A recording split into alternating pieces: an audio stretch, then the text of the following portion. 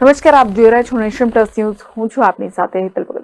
વડોદરામાં ચકચાર મચાવનાર આમ્રપાલી કોમ્પ્લેક્સ ખાતે બનેલ હિટ એન્ડ રનના આરોપી રક્ષિત ચોરસિયા સરકારને પોતાના ઓપરેશનનો ખર્ચ ચૂકવે તેવી માંગ સાથે સામાજિક કાર્યકરે રજૂઆત કરી છે.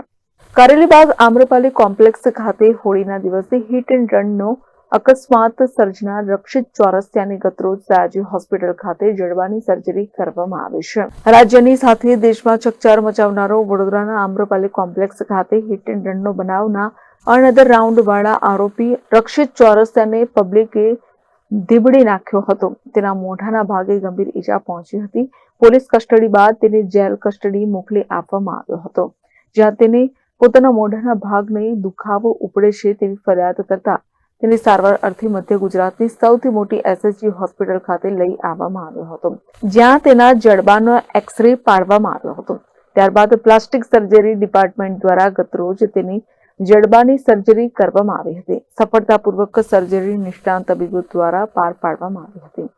અત્રે નોંધનીય બાબત એ છે કે આરોપી હોવાથી સરકારી હોસ્પિટલમાં તેનો ઇલાજ થવો અનિવાર્ય છે. ત્યારે સામાન્યતઃ જો આ સર્જરી ખાનગી હોસ્પિટલમાં કરવામાં આવે તો તેનો ખર્ચ આશરે 70,000 થી વધુ ખર્ચ થતો હોય છે. ત્યારે વડોદરાના લોકો દ્વારા રક્ષિતને સરકારી હોસ્પિટલમાં તેનો ઇલાજ કરવામાં આવતા તેની સર્જરીનો વિરોધ નોંધાવ્યો છે અને કહ્યું છે કે અકસ્માતમાં સામાન્ય પરિવારના લોકોને કચડીને અનધર રાઉન્ડની બૂમો પાડતો રક્ષિતને ખાનગી હોસ્પિટલમાં થતો ઓપરેશનનો ખર્ચ સરકારને આપવો જોઈએ. આવા ગંભીર પ્રકારના ગુનો આચરનાર લોકો માટે આ એક સબક સમાન કિસ્સો સાબિત થવો જોઈએ તેવી માંગ ઉઠી છે. રક્ષિત ચોરસિયા જેવા નબીરાઓને કોઈ પણ પ્રકારની વીઆઈપી ટ્રીટમેન્ટ આપવી ન જોઈએ, તેમજ તેઓ પાસેથી ખાનગી હોસ્પિટલમાં આ જ પ્રકારની સર્જરીમાં થતો ખર્ચ વસૂલવો જોઈએ તેવી માંગ અને રજૂઆત સાથે સામાજિક કાર્યકર દીપક પાલકર એસએસજી હોસ્પિટલના આરએમઓને રજૂઆત કરવા આવી પહોંચ્યા હતા. આજે એસએસજી ખાતે આરએમઓને સાહેબને અમે મળવા આવ્યા છે અને રજૂઆત કરવા આવ્યા છે. બહુ ગંભીર રજૂઆત છે. એ ધ્યાન પર દોરે, કારણ કે તમે જુઓ કે રક્ષિત ચોરસિયા જેને કારેલી બાગ ખાતે જે હિટ એન્ડ રનનો જે કેસ એના પર જે ગુનો નોંધાયો છે, બહુ ગંભીર ગુનો છે. એક વ્યક્તિ, એનામાં એક લેડીઝ છે, એક્સપાયર થઈ ગયા છે. બીજા એમના ફેમિલીમાં એ પણ હજુ ગંભીર રીતે ગયા છે, સિરિયસ છે. આવા વ્યક્તિને સરકાર આ રીતની ટ્રીટમેન્ટ આપે, આ યોગ્ય ના કહેવાય.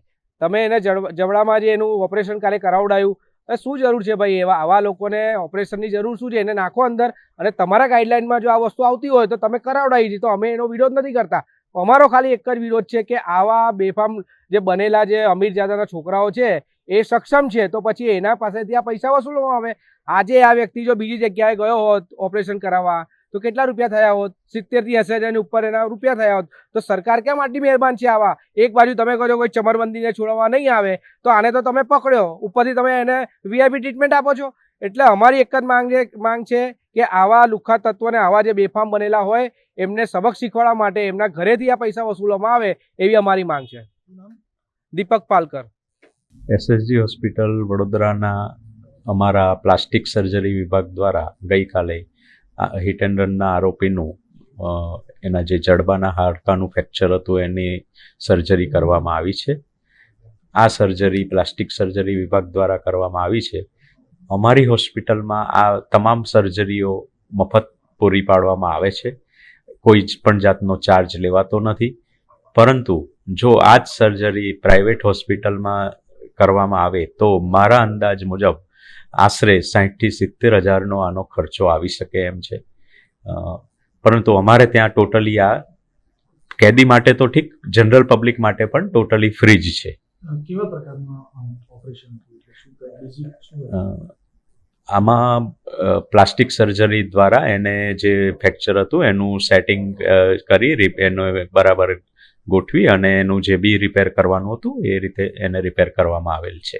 કેમેરામેન નવનીત પરમાર સાથે Satyam Navashankar, Nation Plus News Vadodara. સમાચારોના સતત અપડેટ મેળવવા માટે અમારી નેશન પ્લસ ન્યૂઝની યુટ્યુબ ચેનલને સબસ્ક્રાઇબ કરો, બેલ આઇકન દબાવો અને જોડાયેલા રહો ફેસબુક, ઇન્સ્ટાગ્રામ અને ટ્વિટર પર.